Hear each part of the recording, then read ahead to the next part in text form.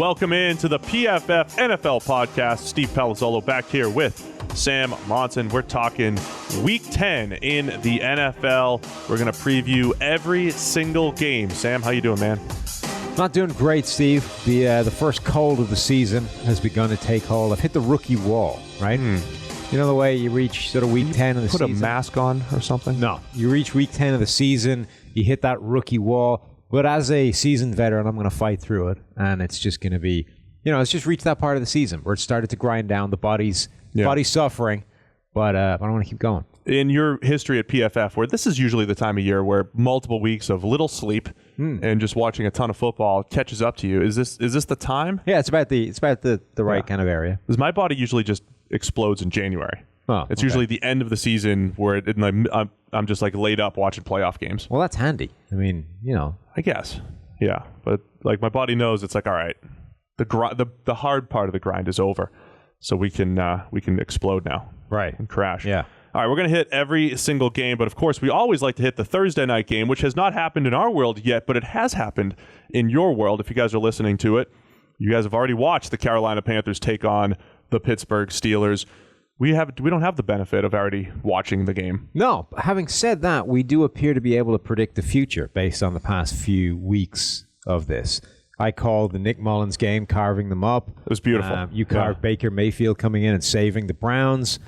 We've had a few. We were like 3 or 4. I had Brock Osweiler's grade. Right. You had Andrew Luck. Yeah. Like the whole game flow of the Colts-Patriots game from a few weeks ago. We're like 4 in a row of actually nailing this. So no pressure, but what happened when the Carolina Panthers took on the Pittsburgh Steelers? I'm starting to feel some of the pressure, not going to lie, because I don't have a strong inkling about this one, but you've got to embrace it. This is all about gut feeling, Steve. What does your instinct say happened in the game we just saw? All right, the game that we just saw, the Carolina Panthers and the Pittsburgh Steelers.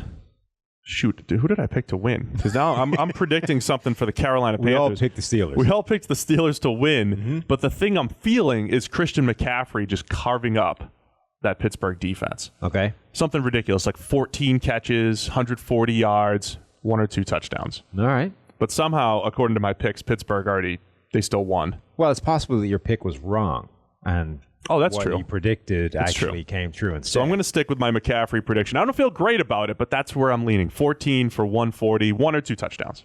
All right. Fair? Yep, that's what we saw in the Panthers-Steelers game. Now let's get into the Sunday games that have not happened yet for any of us. Yeah. Let's start with the Seattle Seahawks at the Los Angeles Rams. Rams coming off that loss last week at the New Orleans Saints. They played a pretty good game against the Seahawks a couple weeks ago. This is one of the ones I predicted pretty well. Rams at Seahawks. Right, the shootout. I said, it's going to be a shootout. Russell Wilson's going to, keep a team that's probably overmatched in this game. This one should be a little bit more lopsided being in Los Angeles. What are you seeing from this one, Sam? Yeah, the interesting thing about this game to me is that last time they actually kept Aaron Donald pretty quiet. Right. We were saying that was a monster mismatch going into that game. DJ Fluker had the game of his life somehow and kept him relatively quiet as part of that offensive line. But let me just read you Aaron Donald's career statistics when playing the Seattle Seahawks. This is not suitable for work. We're now talking 9 games in the regular season between the two. Donald's PFF grade for those 9 games is 94.4, which is pretty absurd. 9 games, 8 sacks, 19 hits, 34 hurries, and 14 more blocks defeated that didn't have a chance to become pressure before the ball came out. His win percentage, just in terms of rushing the passer, is 25%. Wow. Like, that is completely unheard of. It's ridiculous. Those numbers are mind-bending. But, like we say, they did a pretty good job of slowing him down the last time. So, was that a complete and total freak? Is this Seahawks offensive line that much better this year? Or is normal service to be resumed and Aaron Donald wrecks them again? I think both. I think Seattle's offensive line's better. DJ Fluker has a 75.1 pass block rate. That's solid. That's above average. That's solid. He's actually struggled in the run game. I know he's known for the opposite. Our Seattle run blocking grades are not strong. So they're running the ball pretty well the last few weeks, despite the offensive line and despite what people might tell you. It's a lot of Chris Carson doing a lot of work after contact. But I would expect, J.R. Sweezy also has an above-average pass block grade. I still think Aaron Donald has the advantage over those two guys. Well, he definitely does. Well, he has the advantage over everybody. Yeah. I think I said this on the Monday pod, though. Russell Wilson, we've charged him with 7 sacks this year. out of 18 that have been assigned to the Seahawks. This isn't total number of sacks. This is sacks that we've assigned to a player or multiple players on a play. Who's at fault? 7 for Russell Wilson, 18 total for the Seahawks. All of which came, not all of which came from the offensive line. We've got a tight end in there, a couple of running backs. So the offensive line overall has certainly improved. Russell Wilson's pressure rate is 36% this year, by far the lowest of his career. Yeah, and the Seahawks offensive line, the pressure rate that they are allowing has completely transformed. They've been 24th or worse for the last 4 straight years. They're 6th now. Yeah. Like it's a completely different unit in terms of statistically. It is grading a lot better as well, not as much as the stats would say, but it is a different unit than it's been in the past. I'm just very impressed with what Seattle has done with, before the season, where's their personnel? Where's their roster? Right. It's in the 20s in the NFL, right? If you put Russell Wilson aside, it's in the 20s. But now you've got guys like David Moore at receiver. You mentioned Chris Carson and what he's doing.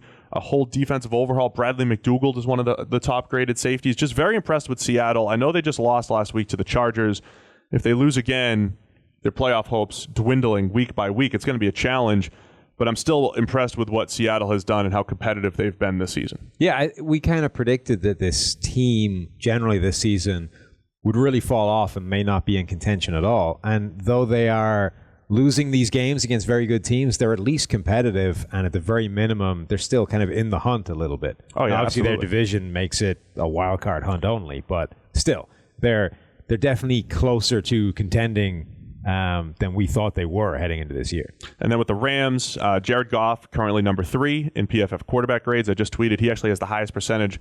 We track reads, general reads, looks. You start at one side of the field, work to another side of the field. He's number 1, highest percentage of working to another side of the field, a second or third read in theory. Read's not the best word, but look is. But it just shows a guy that's surveying the field. That was one of the traits that we saw at Cal that we really liked. So as much as Goff gets called this system quarterback and everything, let's bring back the comparison. Let's also bring back the fact that 2 things can also be true at the same time, Sam. Sean McVay It's crazy. Can be a very good play caller and can be a guy that elevates his players around him.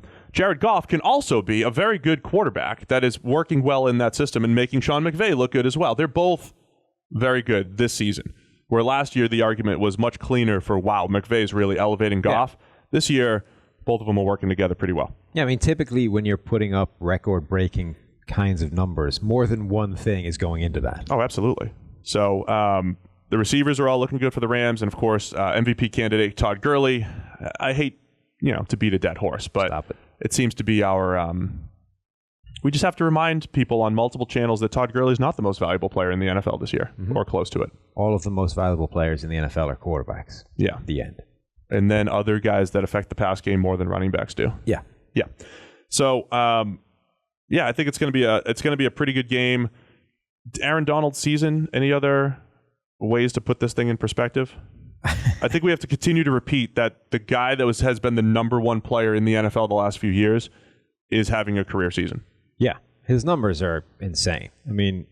He's reaching that J.J. Watt level of every number you look at is just ridiculous. Like when J.J. Watt was at the peak of his powers and he was coming off those sort of 3 seasons of back-to-back ridiculous numbers, like every number we started to look at, stuff that we don't have just readily available, we start diving into, just checking out stats.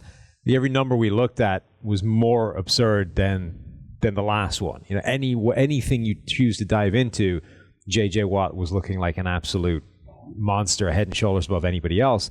Donald is reaching that same level where just any number you start checking, he's off on his own.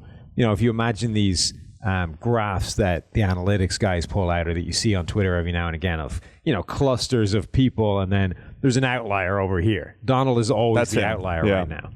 Yeah, so unbelievable season. Here's one. He has as many hurries and hits. He has more hurries and hits than anyone else has all total pressures, sacks, hurries, and hits. So he's got 51 times he's either hurried or hit the quarterback.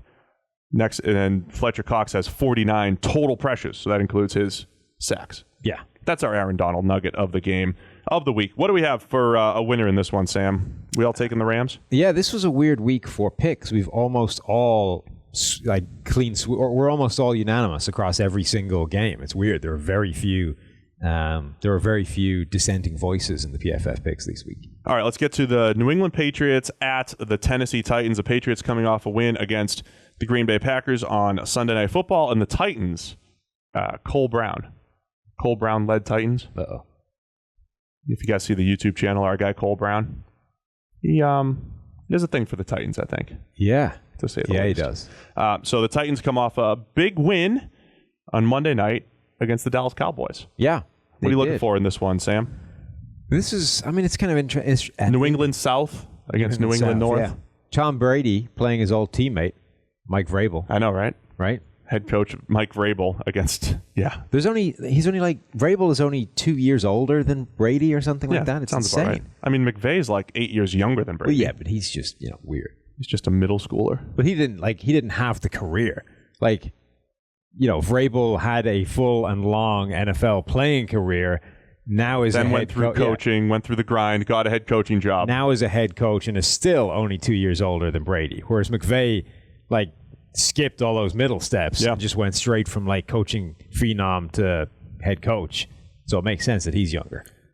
Yeah, I think so. There's some fun matchups in this one. Of course, you've got Dion Lewis, you've got Malcolm Butler, you have all these former Patriots in Tennessee now. Our guy Zach Robinson did a great job showing the Patriots coverage, a little coverage breakdown against Green Bay on Sunday night. And Zach came into the office one day. It was like, man, they were doing some stuff that you just don't see. I mean, they were pulling out everything they could against Aaron Rodgers, and he did a fun little breakdown on that. And Stephon Gilmore is on an absolute roll for the Patriots. He, when we talk about this value stuff and WAR, one of the most valuable defensive players in the NFL so far this year. There's another YouTube video that George and Eric did that break that down. So the Patriots defense, watching them come together, just kind of one of the stories of the season, because that's kind of what they do this time of year. Is Belichick just going to go after Malcolm Butler and victimize him and further reinforce this? I was right, ha ha ha. Well, Vrabel's not happy with Butler. They're talking about even stealing some snaps from him on Sunday. Destroyed. Yeah, Amari Cooper and everything. I mean, so they're talking about stealing some snaps from him. They just kept running double moves against him all day. Vrabel made the point. He's like, when you're playing man coverage, you have to look at your man. And then he very nicely said, once you start looking at the quarterback, your man's going to go the other way. Yeah. So that was his way of saying, stop biting on double moves, Malcolm. Yes. The Seahawks should have ran a slant and go on the goal line. When you think about it, the play that made his career was, jumping it. Right. I'm going to jump the first move I see, and that's what is going to happen. And so it looked like, it is legitimately one of the greatest plays in Super Bowl history, right? But it turns out that there might have been quite a lot of, this is just how aggressive he plays to it. And the longer his NFL career goes, the more that's becoming a problem, as opposed to the thing that made the greatest play he's ever made. Don't try to diminish credit. I mean, it was incredible. I'm saying it's legitimately one of the greatest plays in Super Bowl history. The problem is, it turns out it might actually have been a product of a guy who just aggressively jumps the first move he sees. You're saying Seattle, run a double move one time. Malcolm Butler has given up a passer rating of 141.8 into his coverage. That is 8th worst in the NFL, and 7 touchdowns. That is worst in the NFL, just above Marcus Peters and Janoris Jenkins. Just naming all these players at the bottom of the cornerback lists, how difficult is it to play corner year in, year out? We've had Malcolm Butler, Marcus Peters, and Janoris Jenkins as top 10 corners within the last 2 or 3 years. This stuff fluctuates a ton. Yeah. I mean, Marcus Peters came out and gave this interview after that game against the Saints. And he was very blunt about his description about all this. And all the reporters are sort of asking, what's the reason you've been struggling? And are you hurt? They were looking for an explanation. And he kept repeatedly basically saying, shit happens. Shit happens, it's football. That was his quote. And I think that's I think it's true.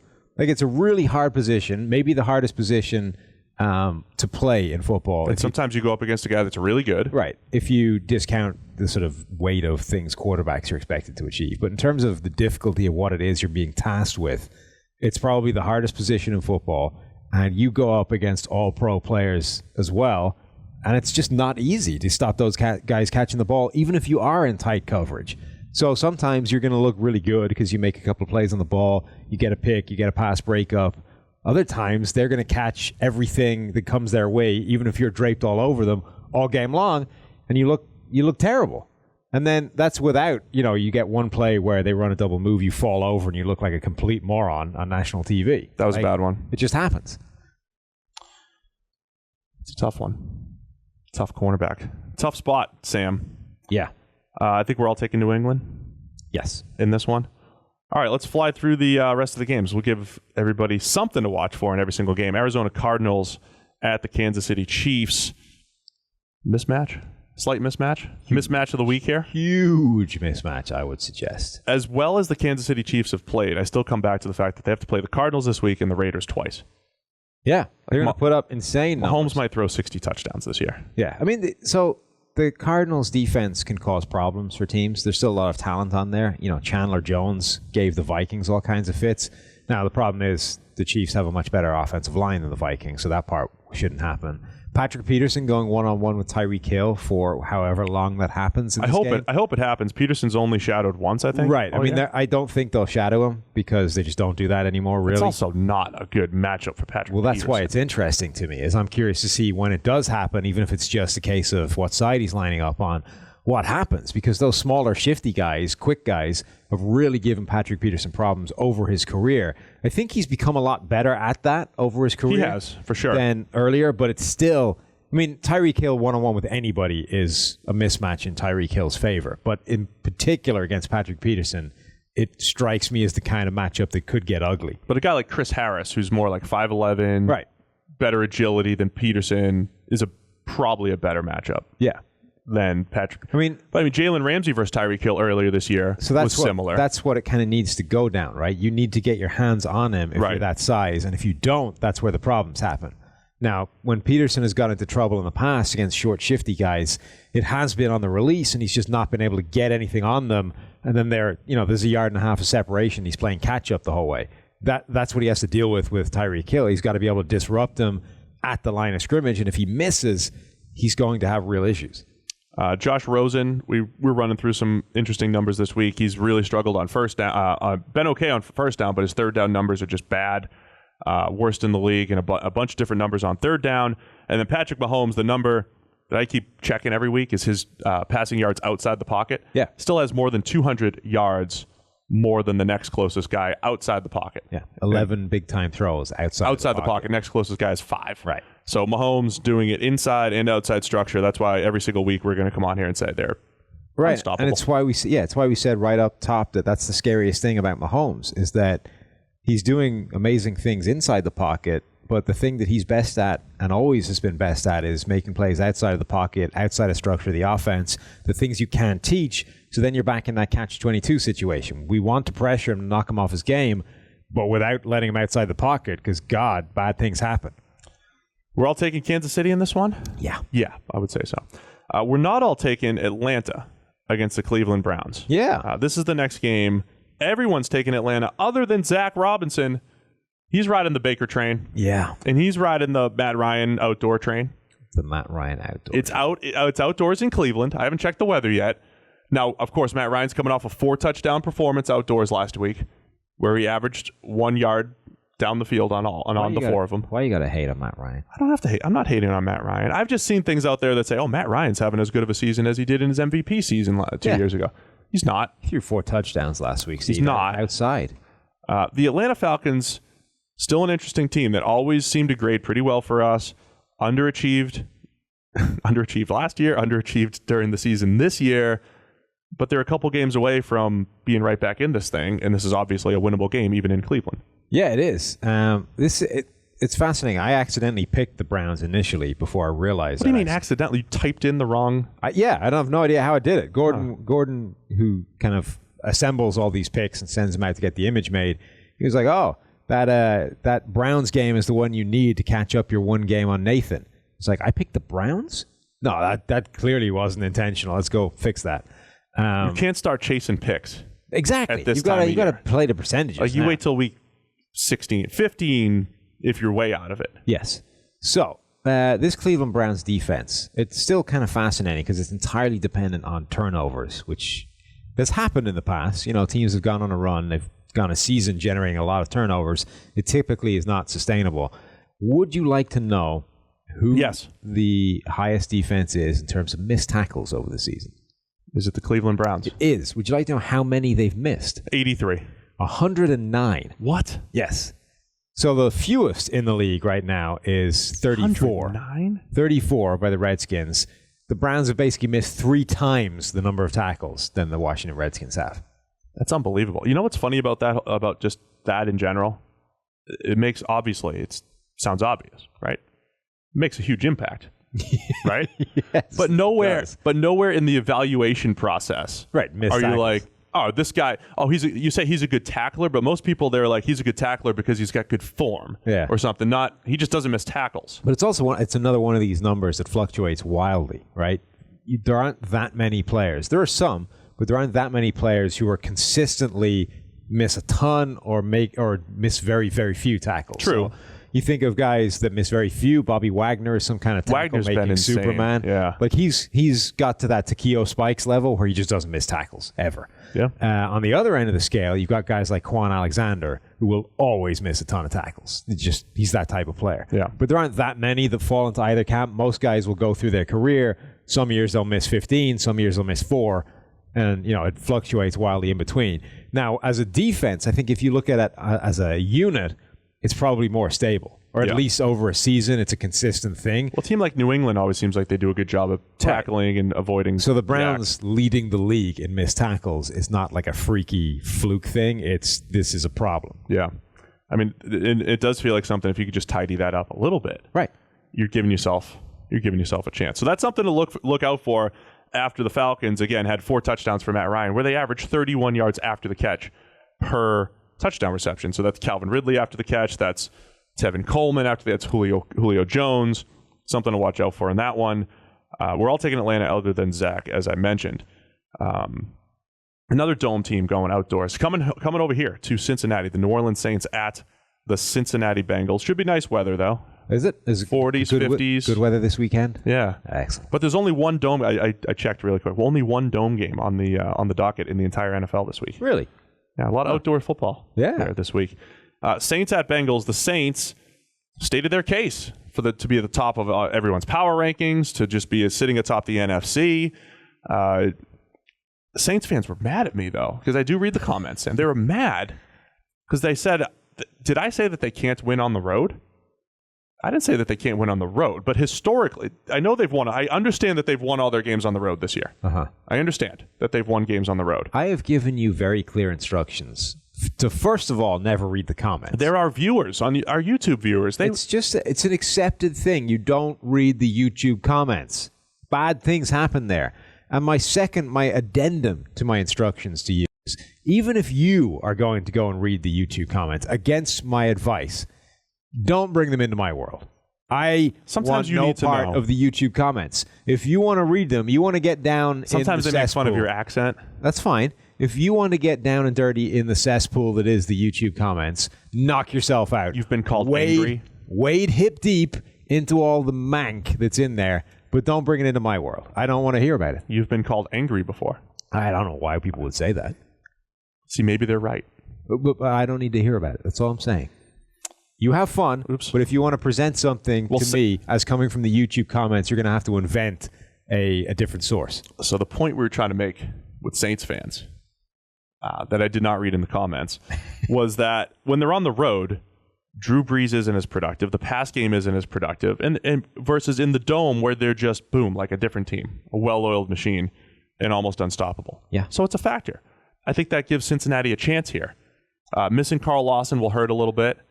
Geno Atkins going up against the Saints' interior offensive line, though, could be a pretty big mismatch the way they've pass protected this year. Yeah, that's interesting. The other thing that's interesting is no A.J. Green for the Bengals offense. Yeah, that's a tough one. And, by the way, did you realize how many people on that team are named Tyler? Croft, Eifert, Boyd. Eifert. Like, their entire offense is named Tyler. Sofchick. I don't think he's on the team, but he's not on the team. He's on our Cincinnati. team. He's on our team.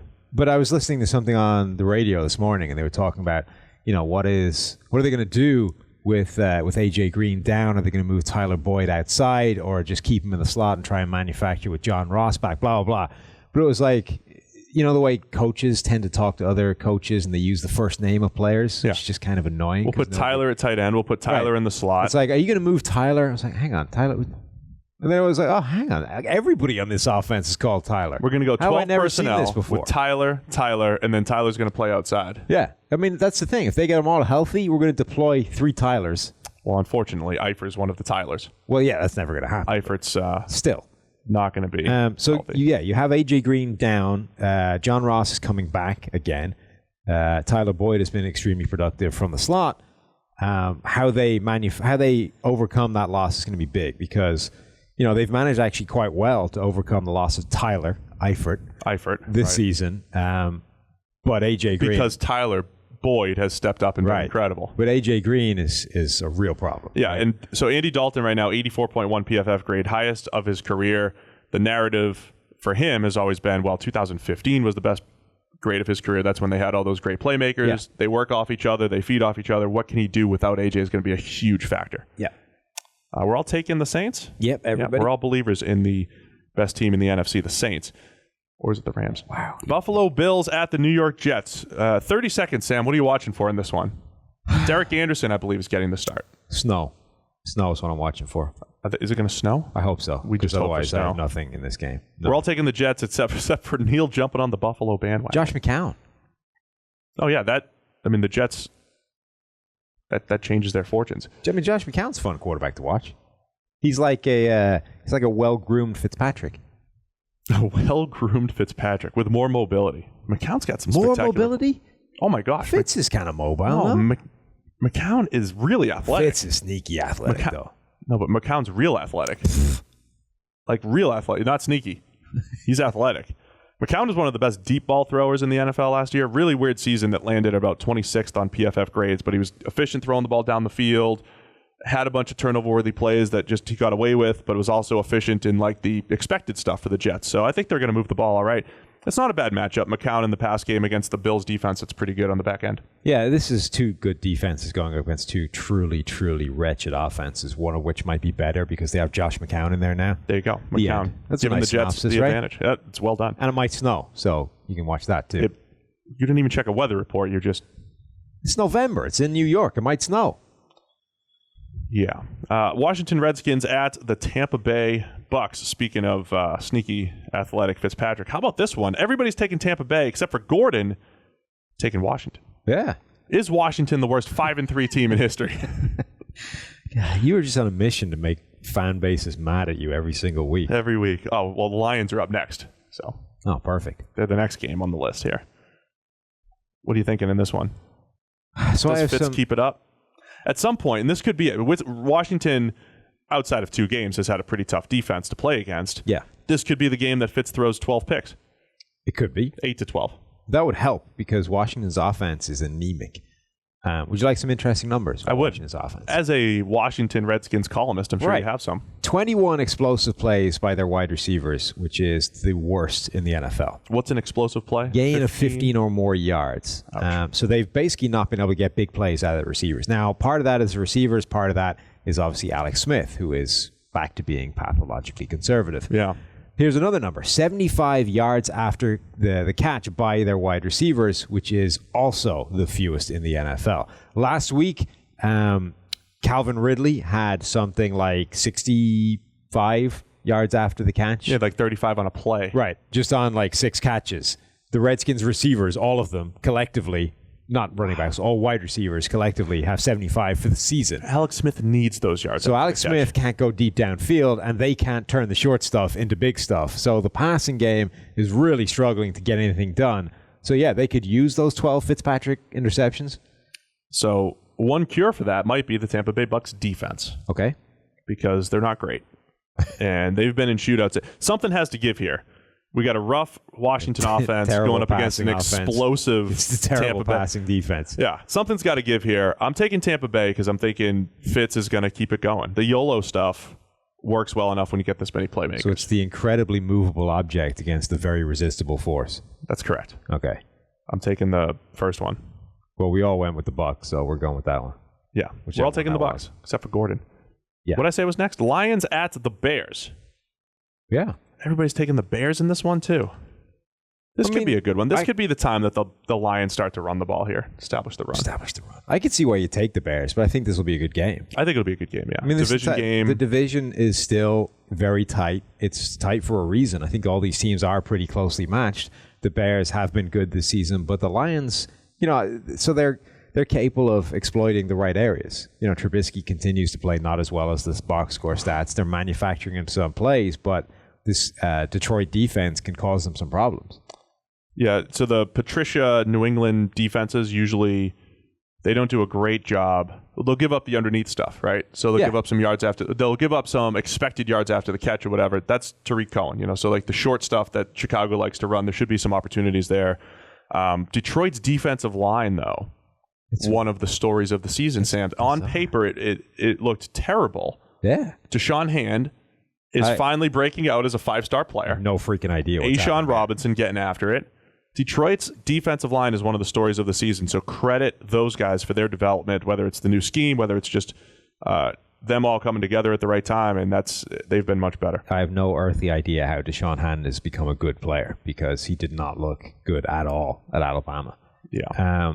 The acquisition of Snacks in the middle makes just such a huge difference. He's one of the. It's back to this idea of defending the run is not that important in the greater scheme of things. But if you have a guy who is that good at it, unless you're great, it does make a tangible difference in specific plays and in certain situations. We saw it against the Vikings. You basically can't run up the middle unless you have a ridiculously good offensive line, and the Vikings don't. So there's a bunch of times where he just tossed Elfline to the side and made a stop regardless of what they were doing. Inside zone up the middle, which is basically everybody's staple play, almost doesn't exist when he's there. Unless you're really good and able to move him laterally, which most people aren't, you can't really run that play. Or at the very minimum, you're expecting the running back to have to beat his tackle in the hole. I told you, I hate that our guys keep telling us that the run game doesn't matter. They keep hammering home. Because I like watching these guys play the run well. But it's fun to watch. It doesn't. It's all about. I know it doesn't. It's not as clean as it scheme doesn't of matter. Numbers, right? It does matter on very specific plays. Everything matters to a point. It's just how much it matters. That's all. But it's also on a macro level versus a micro level. If it's 3rd and 1 and you run inside zone up the middle, it very much matters. 3rd and 1s absolutely matter. Goal line runs matter. All that stuff matters. So there's a lot of ways in which Damon Harrison is impacting the run game and impacting a defense positively. And him going up against the interior of this Bears offense is going to be pretty fun. So we're all taking Chicago, but I'm expecting a good game here. Yeah. Hope there's some weather in that one, too. Little NFC North. Weather's always fun. This is going to be ruining Mike Renner's season now, as he hates weather games. Snow. Does he hate weather games, or is he just snow? Is it because he's afraid of the ice? No, he thinks snow ruins football games. So I kind of I mean, it skews perception a little bit since so much of perception is about stats, and that stuff does get skewed, and it changes perception of players. I don't care. I like it more. There's no way you can tell me that the Buffalo snow game with LaShawn McCoy running or Calvin Johnson picking up half a snowman out of his face cage. You just can't tell me that's not better. It is. The end. No, it's pretty fun. I mean, it's fun overall, but I can see how it skews perception of players, and that's the business we're in here, Sam. I'm just saying it's better. You have 15 seconds on Chargers Raiders. The Chargers will win. The Raiders are terrible. I don't need 15 seconds. 4 will do it. Maurice Hurst is still the highest graded defensive player on the Raiders at 71.9. I got to say, I have an incredibly morbid fascination for what the Raiders are going to do with their 5 first-round picks over the next 2 years. I don't think their situation's as bad as they're not this. Everybody wants to call them the laughing stock and all that stuff. But if you're going to rebuild, this is the way to do it. Yes, I'll say. But it's going to be really ugly on the way there. They have amassed the kind of draft capital that propelled the Dallas Cowboys into a dynasty. Does that work? That's not a dynasty. Thank you. So they have amassed that kind of draft capital, but it worked for Dallas because they drafted, Emmitt Smith back when running backs mattered, and a bunch of other really good players with those picks. It doesn't work if you take them and you miss. Now, I'm not saying they're going to do that, but their draft this year was a bit weird. But a lot of the history with did you miss or not, over time, there's really no such thing as good drafters. Right. So that's what I'm saying. So you've amassed the capital. This capital only makes sense if you hit on it. Now, I'm not saying it's a thing that you necessarily control because it's such a crapshoot still, but you do need to hit on it. Otherwise, it doesn't matter. I'm looking forward to that. Chargers looking really good. Joey Bosa coming back soon. So the Chargers' defensive front has gotten really good, and Oakland's offensive line has basically collapsed over the past couple of seasons. Yeah. They used to be, if not the best offensive line in the game, then top 3. 2016, I think they allowed the second fewest total pressures of any team in the league. Now they're completely different in the bottom 5 offensive lines at PFF. I mean, that unit has fallen to pieces. But the Chargers are going to be so much better when Bosa's there. Melvin Ingram not having the same type of season he had with Bosa, but you still have Derwin James moving around. And the Chargers are Super Bowl contenders. MVP Melvin Gordon in the backfield. Yeah, just as good as Todd Gurley back there. Just as valuable. Oh, I got to check our WAR numbers and see if that's true. Really trolling everybody now. We're all taking the Chargers, of course.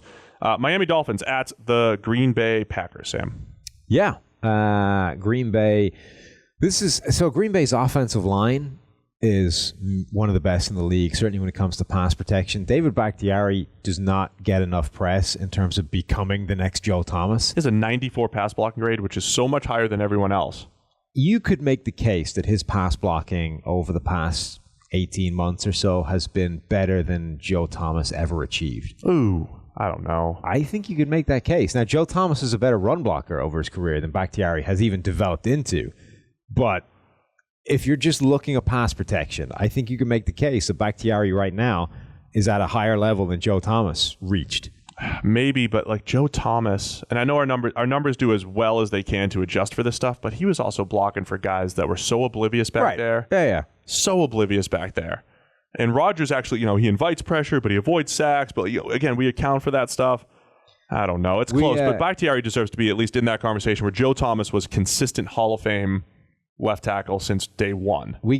See, that's the thing. That's why I'm saying that the perception is different, right? Yeah, Joe Thomas comes in as one of the best offensive line draft prospects ever, hits the ground running, plays really well from day one, so it seals the reputation at that point, right? Even if he'd fallen off a cliff and been playing terribly from like year 3 on, he would still have that reputation for the better part of a decade. Right. Whereas Bakhtiari comes in unheralded, starts off as a pretty good pass blocker, a bad run blocker, has to develop, it becomes a great pass blocker, becomes a decent run blocker, but the perception he has to, he's coming from such a low ebb in terms of reputation that it's going to take him years to build up to that level if he ever gets there. Did you know, by the way, that we're now being tested by offensive linemen in terms of how good our stuff is? No, I did not. I got a DM during the week. It was like, so how many sacks did I give up this week? I was like, we don't have you with any at the moment. It's like, good.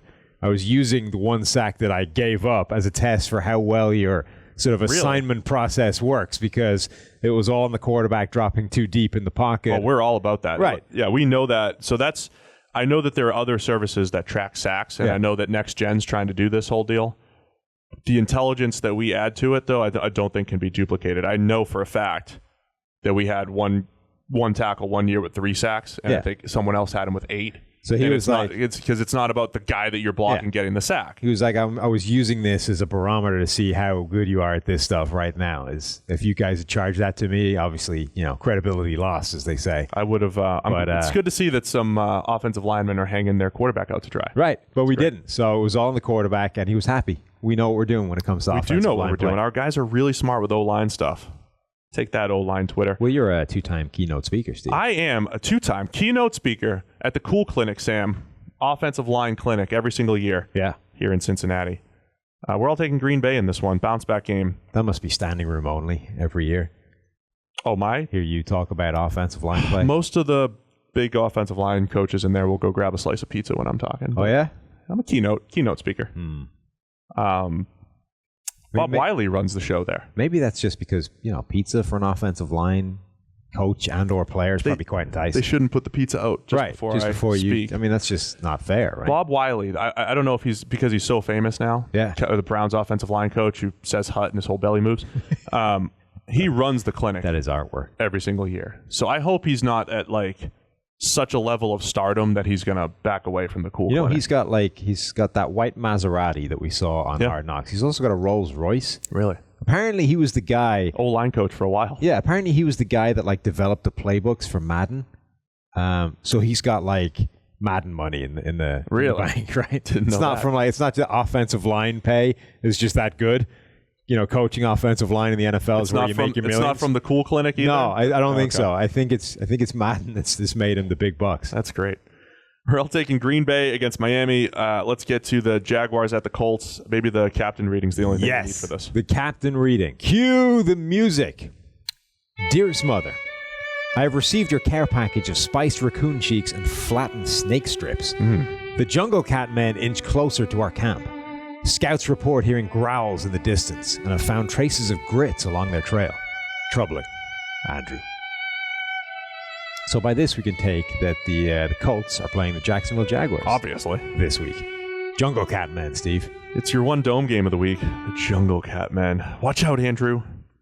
I'm taking the Colts. You? Yeah. I am as well. We've all gone with the Colts, right? Even though, hang on. This is Zach's other rogue taking the Jags. Listen, the Jags. Well, Bortles in a dome, he'll throw the ball better. Will he? Bortles in a dome. Oh, no, he didn't against Dallas. But who will he throw it better to? That's a good point. Because if he throws it better to the Colts defense, then... To Darius Leonard and Malik Hooker.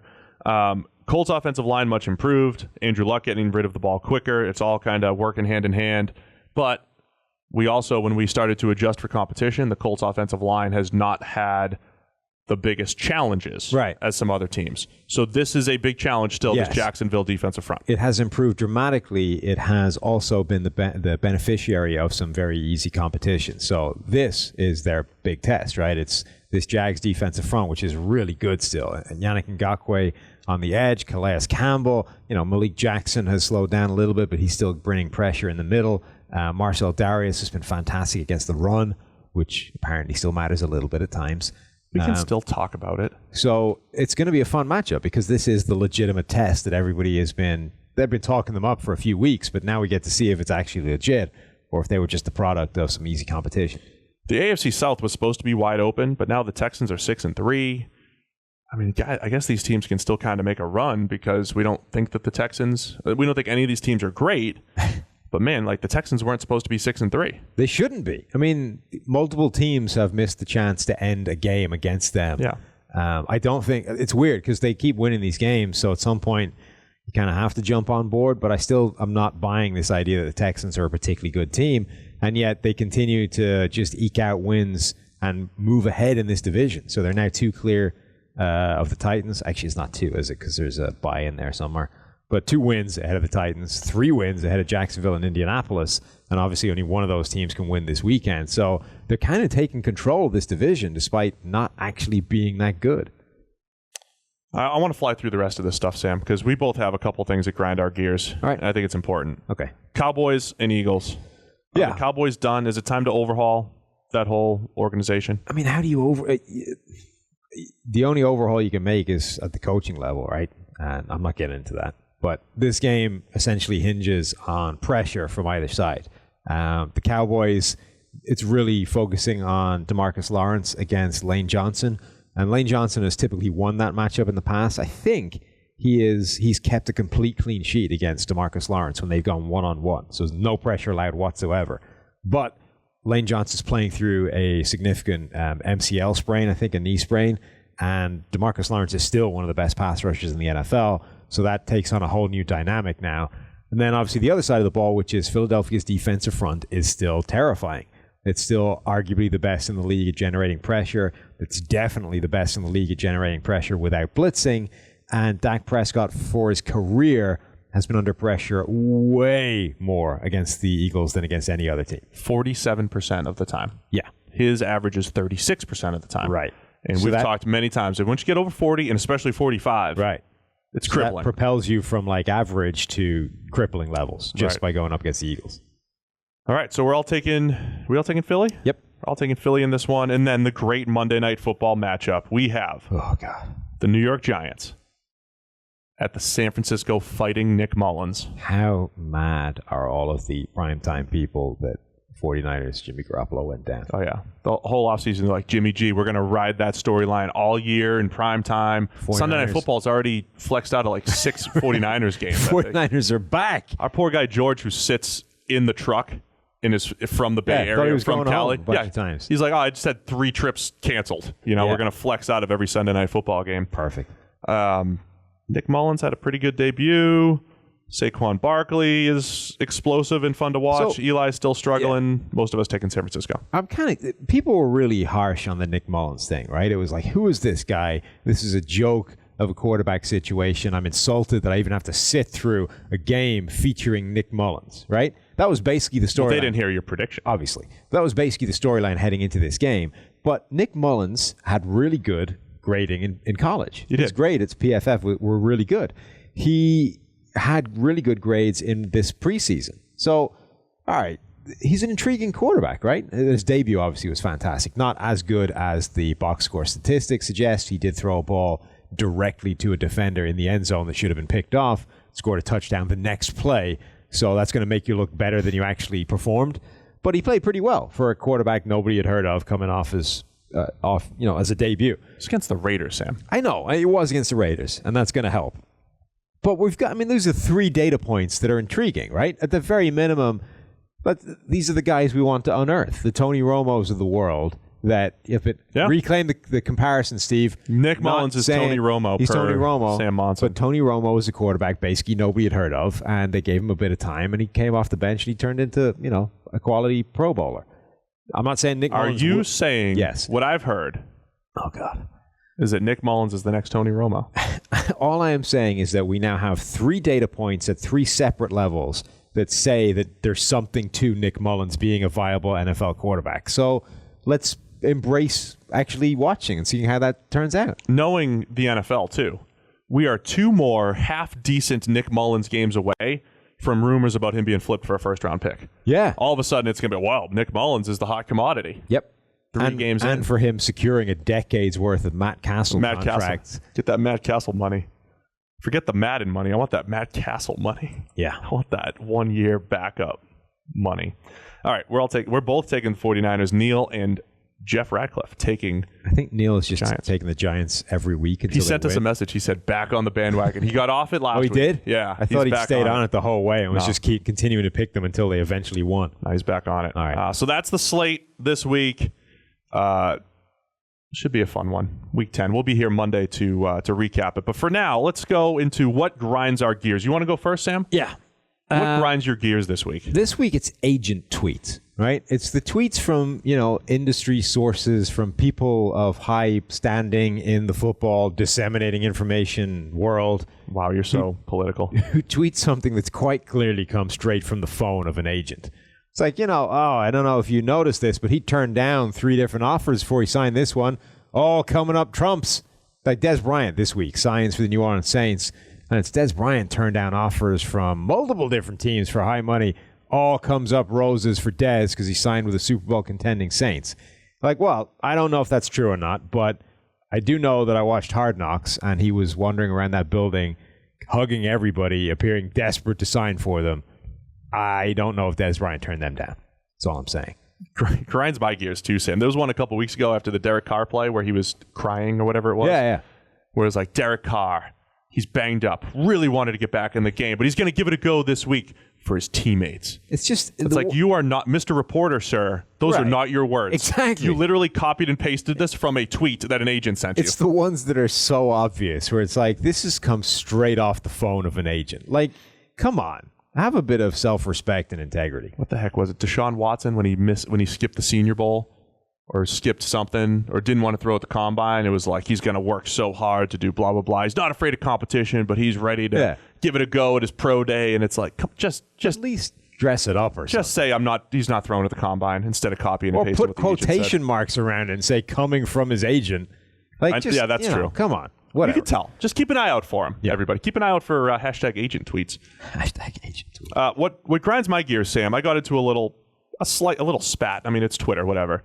The other night about deferring the kickoff. Okay. So here's the thing. We don't First have off, much time for this now, so you're going to have to rattle through. We have time. We got a hard. Oh, yeah, What's your hard out? No, You have you're 12? right. It is. It's 40, not 30. You're good. You got time. So So you've actually got 10 minutes to round on this. Perfect. That's what I need. First off, did you know that the NFL, that Madden actually taught everybody the wrong thing about the kickoff growing up, or the ability to defer the kickoff? Did you know that? Did you know that the NFL did not allow you to defer the kickoff until 2008? Yes. You're aware of that? Yes. Does everybody know that? Do you realize how crazy that is? So why did they even have a coin toss pre-2008? If you won the coin toss, you had to receive. The coin toss said, you've earned the right to choose the ball or the side you want to defend for the first half only. Meaning, if you didn't choose to receive, you didn't get to choose in the second half. Yeah. You just have to take the ball.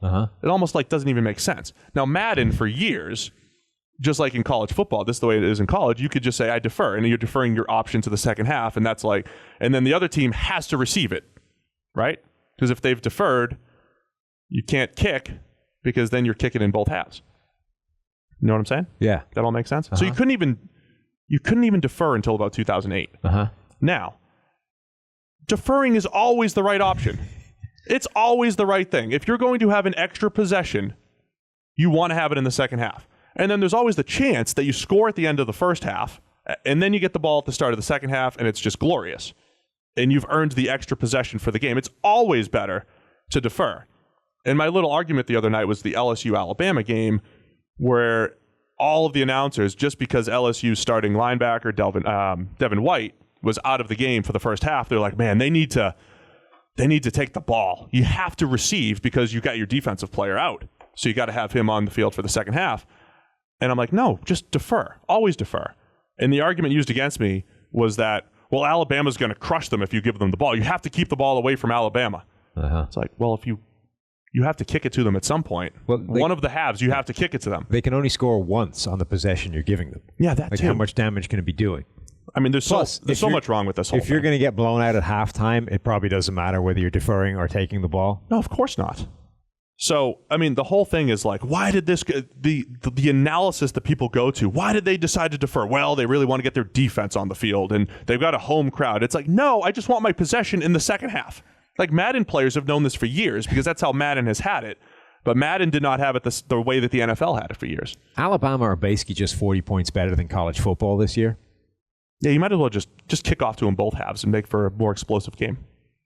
Okay. That did happen in an NFL game. So that happened back in the day. It up, right? Well, because logic says deferring means I get to have my option in the next half. Yeah. But because that's what we all learned growing up playing video games. But the NFL didn't have that. Like, you had to receive if you won the coin toss, or else you were going to kick twice. It doesn't make any sense. So they fixed it, which is great. So it shouldn't surprise you when your team defers. Okay. You want to defer. Okay, so a lot of the things that grind our gears, there's a lot of empathy between the two of us. I can see why you dislike that, and I'm with you. You got nothing here? Here, I don't care. Oh. I really don't. Okay. Really. Thanks, man. I love backed you up on your agent tweets. I love that you're so you're so passionate about it. All in on this defer. I cannot find a single ounce of my soul to give one iota of a crap when it comes to deferring. That'll do it for us this week. That's our Week 10 preview. Thanks, Sam, for going out on a high note. Anytime.